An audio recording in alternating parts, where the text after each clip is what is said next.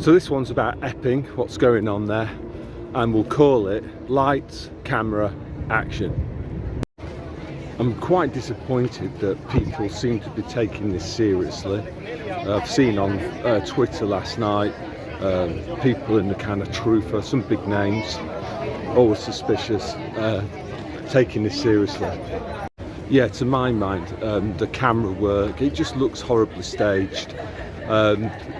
You know, the kind of shill accounts are basically referring to hundreds of peaceful demonstrators and stuff, and basically what I see is about 50 people. In all probability, those people have been hired by the security services to perform an acting role.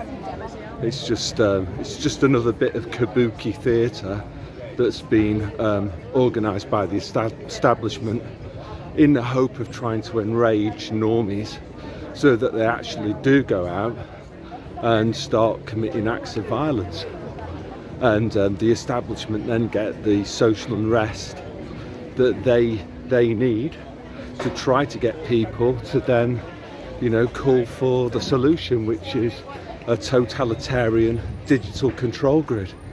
So people just need to like wake up. They're being played again, and how many more times before people wake up to this kind of tactic? It's the same tactic every single time. Stage an event, create a problem, get you to react to it, and then they come in with the solution.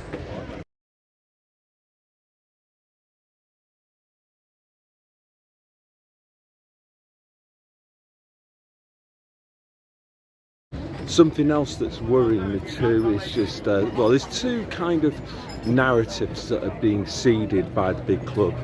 The first one is compulsory deportation.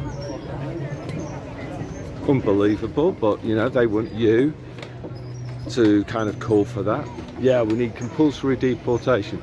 Like my question to those people would be like, who are you going to deport? Like foreigners? Like, how are you going to define that? You know, let's take the example of, you know, somebody like my son. He's half English. I'm English, and his mother is Finnish, right? So does he count as a foreigner? Would you be deporting him? How are you going to decide this? Are you going to look at somebody's religion? It's just ridiculous. You're kind of misdiagnosing the problem. The real problem here is, I'm not discounting the kind of fiscal problems that the UK has associated with a soaring benefits bill,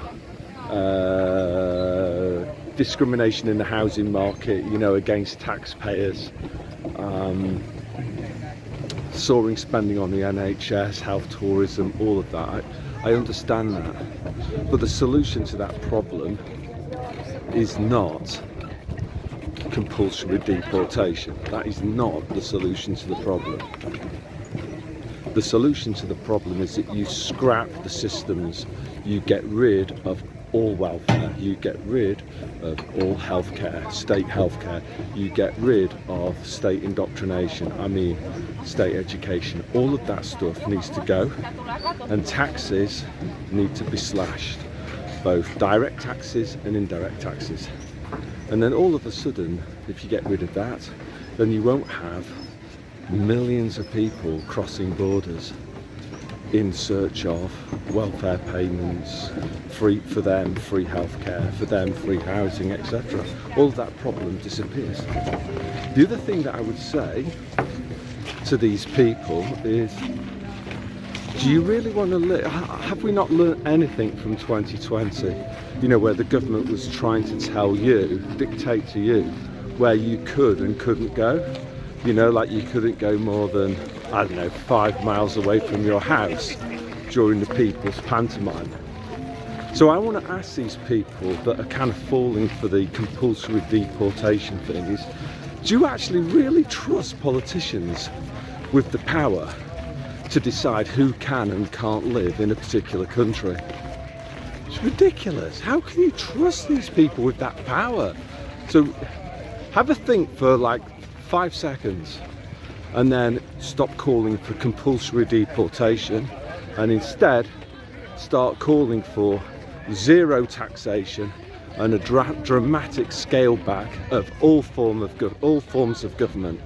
No more welfare of any sort, no more healthcare, not that it is healthcare, no more education, no more foreign wars, I mean national defence. All of that's got to go. That is the solution. Wake up. You know, I don't think it could be more obvious. I saw again this morning Nigel Farage is going on about his BRIC card, you know, his digital ID card, the same type of digital ID that Tony Blair wants. Like, honestly, you know, the same as this sort of Afghan thing, you know, like there's this web forum that I sometimes have a look at, and there's people on there, like, they actually believe that the Ministry of Defence sent a list of people who were working with the British government in Afghanistan, that they sent it to the Taliban by accident.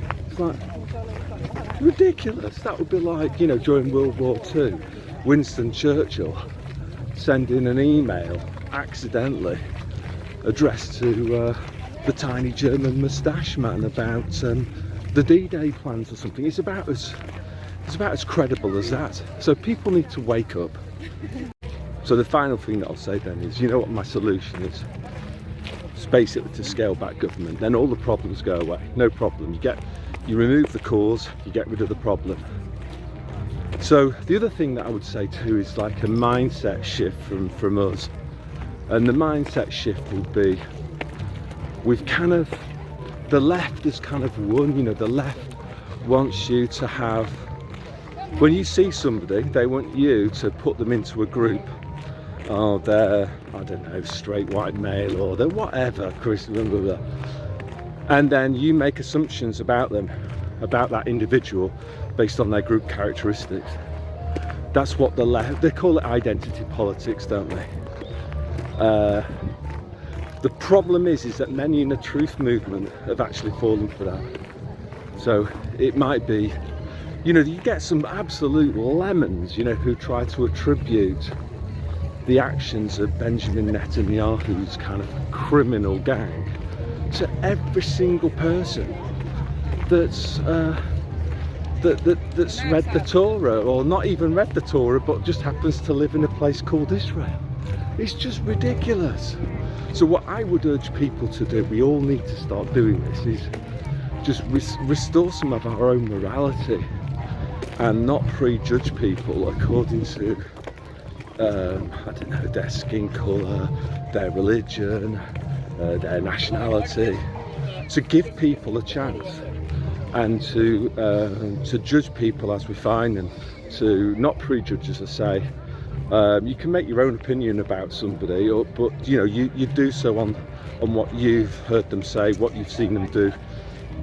Let individuals stand as individuals. And yeah, that's all I want to say today, so God bless.